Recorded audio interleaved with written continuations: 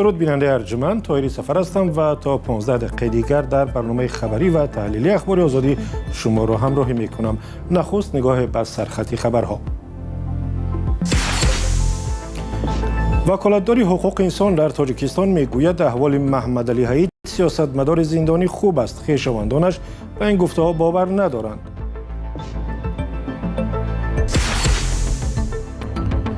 رئیس کمیته زنان در تاجیکستان از افزایش آزار جنسی و یا دست درازی به زنان و دختران در جای کار و خانه نگران شده است. میشد حالتایی که همون خش تبار خانواده همون دختر و دست درازی میکنه و دختر نابالغ هست، میترسد. استقبال از دو گوشتگیر نورس تاجیک در کلاب که با نشانهای طلایی مسابقات گوشتی آسیا از تایلند به زادگاهشان برگشتند. یک سازمان حامی حقوق انسان که در لهستان قرارگاه دارد از کشورهای غربی خواسته است به قضیه عبدالله اسدالله بابایف یکی از مخالفان دولت تاجیکستان توجه کنند. کمیته شهروندی نجات گروگانان و زندانیان سیاسی تاجیکستان روز 14 ایول در یک بیانیه گفت که بیخبری از سرنوشت اسدالله بابایف مایه نگرانی عمیق آنها شده است.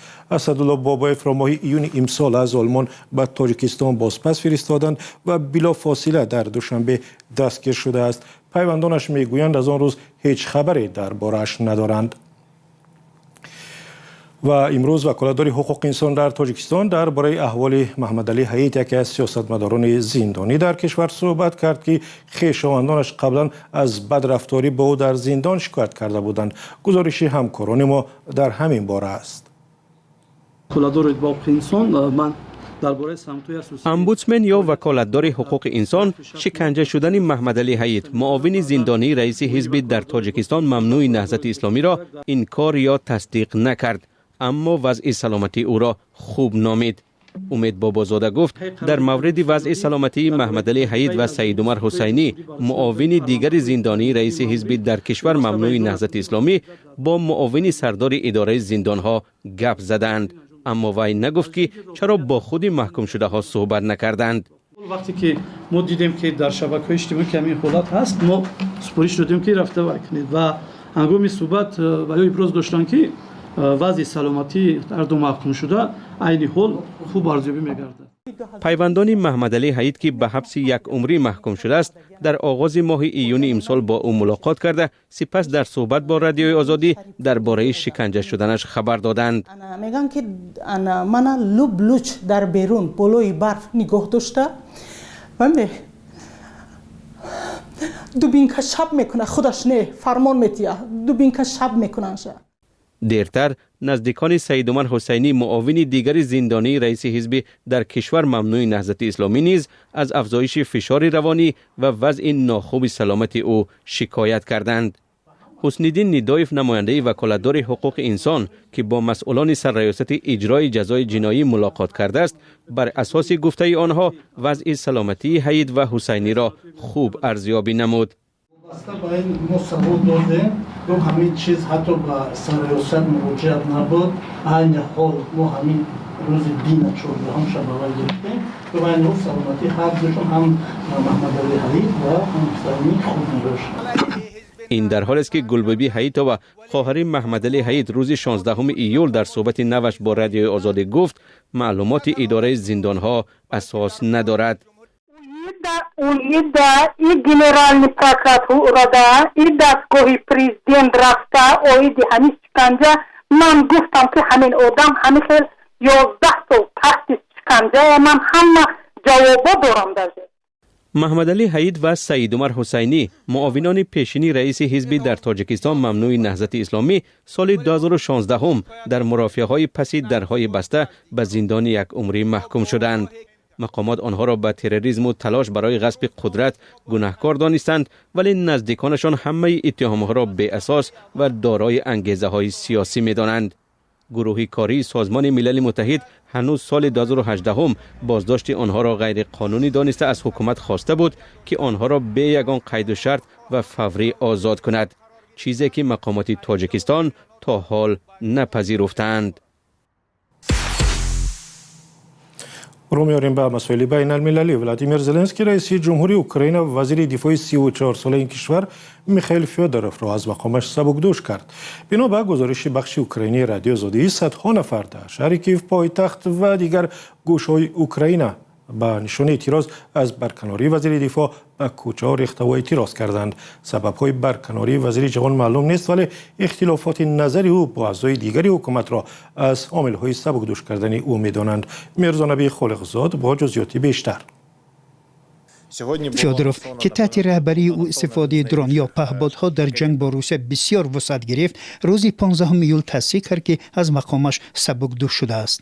در زمان فعالیت کوتاه میخائیل فیودروف، پهپادها به اوکراین کمک کردند که از پیشروی جدی نیروهای روسیه در جنگ جلوگیری کنند. رسانه‌های اوکراینی پیشتر نوشته بودند که شاید میخائیل فیودروف با دلیل اختلاف نظر با دیگر اعضای حکومت در مسئله خراجات نظامی برکنار شود. ولادیمیر زلنسکی روز 12 ایول از آغاز تغییرات کادری در حکومت خبر داده گفت که این دگرگونی برای اجرای استراتژی نوی سیاسی ضرور است.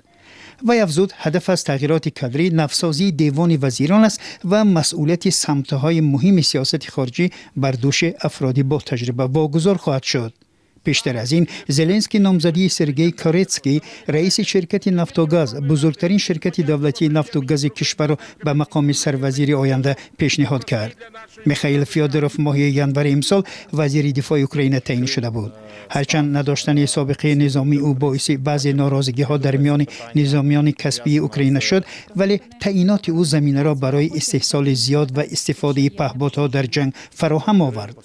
هفته‌های گذشته اوکراین با استفاده از هواپیماهای بی سرنشین به یک چند هدف در عمق قلمرو روسیه ضربه زد. حمله ها به انشاءات انرژتیکی روسیه باعث به نارسایی مواد سوخت در این کشور شد.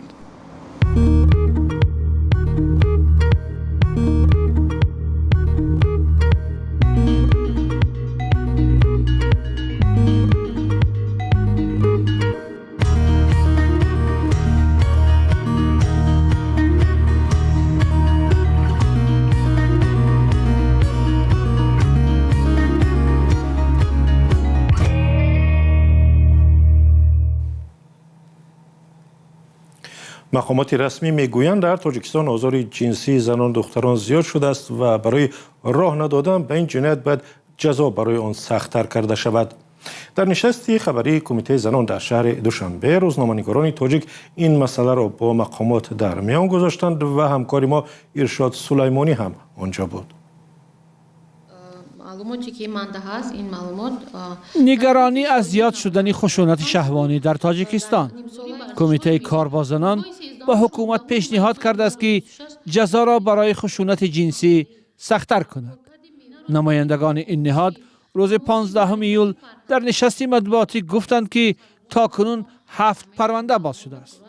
هرچند به گفته آنها در اصل چنین موردها زیاد است، زنان و دختران شرم می‌دارند که شکایت کنند.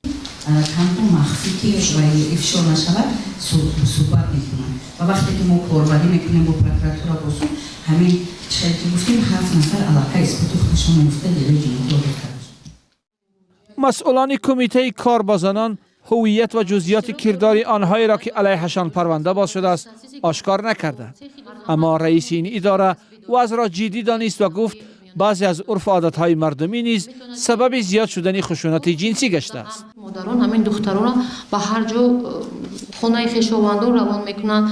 در نتیجه میشد حالتایی که همون خویش تبار خانواده همون دختر به دست درازی میکنه و دختر نابالغ است، میترسد مادر وی از شرم میدارد مراجعت کند سری وقت. همین حالتها مو هست به قد گرفته شده است. حتی از جانب شخصی نزدیکترین هست همین حالتها. رئیس کمیته زنان گفت زیاد شدن خشونت جنسی آنها را مجبور کرد که برای سخت‌تر کردن جزا و تغییر قانونگذاری اقدام کنند و حالا این نهاد مشغول تهیه یک بسته اصلاحات است. روانشناس نرگس تایمستو میگوید در واقع این گونه موردها زیاد است، ولی چون جامعه ما سنتی است نه همه زنها جسارت مراجعت کردن را دارند. و افزود مقامات باید نه تنها با فکت ها کار کنند بلکه برای پیشگیریش نیز چاره جویند. در این چیزا از به جزاگی میشد. دو زن چند بار مثال میلیتر اول میلیتر هم کی مرد مردایی که خودشون میسازنشون رو خود میکنن مراجعت میکنن ممکن اهمیت هم دادنشون ممکن هر خبری لیکن اگر جزو چنو همین آشکار بیانی میزو با گپ زنن روی اما آدمو به همه معلوم شود دیگرش میترسن. قانونگذاری تاجیکستان خشونت شهوانی را کردار ضد حقوقی قصدانه یک عضو عائله می‌داند که آزادی جنسی و دخل ناپذیری جنسی عضو دیگری عائله را تجاوز می‌کند. همچنین حرکت‌های دارای خصوصیت شهوانی که نسبت به عضو نابالغ عائله انجام شدند خشونت جنسی اعتراف شده است. بر اساس معلومات رسمی در نیم سال مقامات تاجیکستان در مجموع 154 مورد خشونت خانوادگی را ثبت نام کردند که 7 حالت آن خشونت جنسی بوده است. بیش از 200 مرد هم از خشونت خانوادگی شکایت کردند. و رو میاریم به جام جهانی فوتبال. دیروز در ورزشگاه اتلانتا در امریکا منتخب فوتبال ارژانتین دسته ملی انگلستان را با حساب 2-1 شکست داد و با بازی نهایی جام جهانی را خط گرفت. روز یکشنبه ارژانتین با اسپانیا که تیم ملی فرانسه را شکست داد نیرو می‌آزماید. منتخب ارژانتین قهرمان فعلی جهان بار 4 است برای این عنوان عالی تلاش می‌کند. منتخب اسپانیا تنها یک بار و سال 2010 عنوان قهرمان جهان را به دست آورده است. بازی نهایی جام جهانی شب 20 ایول ساعت 12 شب به وقت دوشنبه در ورزشگاه متلایف در ایالت نیوجرسی در آمریکا صورت می‌گیرد. جام جهانی امسال که برای اولین بار در 3 کشور آمریکا، کانادا و مکزیک صورت می‌گیرد میلیاردها هوادار فوتبال را در سراسر جهان به سوی خود کشیده است. و در مسابقات گشتی آزاد آسیا میان نورسان تا 15 ساله در تایلند دو نورس تاجیک مدال طلا به دست آوردند. دستاورد گشتیگران نورس از کلوب سبب شد که آنها را در مرکز شهر با شکوه و شهامت استقبال بگیرند. مولا رجب یوسفی گزارش می‌دهد. استقبال دو قهرمان گشتی آزاد در درآمدگاه شهر کلوب، ابوبکر حکیما و شمس‌الدین اینت‌الله‌اف در قهرمان آسیا از روی نماد گشتی یونان و ریمی برآمد کرده مدال طلا گرفتند. این مسابقه از روز 27 ایون تا 5 ایول در شهر پتایای تایلند برگزار شد. در این سبقت 30 دسته از کشورهای آسیا شرکت نمودند. گشتیگران تاجیک در وزن تا 57 کیلو برآمد کردند. رقیب اولی من از دولت ایندیا بود که من را با حساب 6-3 شکست دادم. و دور دیگر رفتم. دور دیوم با رقیب کره بود، من اون را با حساب 11-0 مغلوب کردم و در دور بعدی من با رقیب از ترکمنستان خود بودم که من را با حساب 8-0 مغلوب کردم و در فینال از گشتیگیر قزاق را شکست دادم، مقام اول شدم. گشتیگران نورس زیر نظر خواجه مراد نصرالدین زاده و محمد حمیدوف به این مسابقه آماده شدند. مربیان گفتند در میان 500 نفر گرفتن مدال آسان نبود، ولی ورزشکاران با باوری به این مسابقه رفتند. یکم رقیب من از دولت ترکمنستان بود و دویمش از دولت هندوستان بود که با اون خیلی محاربه تنبتن و شدید داشتیم و در فینال باشد با حریف قزاقستانی برآمد کرده تظاهر جای اول گشتم. شرکت ورزشکاران در مسابقه‌های منطقوی و جهانی از شهر و ناحیه‌های تاجیکستان کم است. مقامات سبب کم شرکت کردن ورزشکاران را در کمبود مبلغ می‌دانند، اما گشتیگران تاجیک گفتند که صرف نظر از این کمبودها به دیگر مسابقه‌ها آماده می‌شوند. و اخبار آزادی اینجا به پایان رسید. بسیار سپاسگزاریم که تا پایان برنامه ما را همراهی کردید. خبر و گزارش‌های بیشتر را در هر وقت که خواستید میتوانید در وبسایت azadi.org، صفحه‌های ما در فیسبوک، اینستاگرام و کانال‌های رادیو آزادی در تلگرام، یوتیوب و تیک تاک پیدا کنید. هر صبح و شام خود را با رادیو آزادی و با خبر و تحولات نو آغاز کنید. اگر شاهد حادثه شدید یا عکس و نوار گرفتید میتوانید از طریق شبکه‌های اجتماعی چی فیسبوک چی اینستاگرام با ما بفرستید. ما با شما در تماس میشویم. رادیو آزادی یک رسانه مردمی است و برای ما مهم است که از جالبترین خبری حیات شما هم گزارش بدهیم و هر وقت که خواستید خبری داشته باشید با ما بنویسید، تحقیق میکنیم. اگر درست بود نشر خواهد شد. تا دیدار در برنامه‌های دیگر.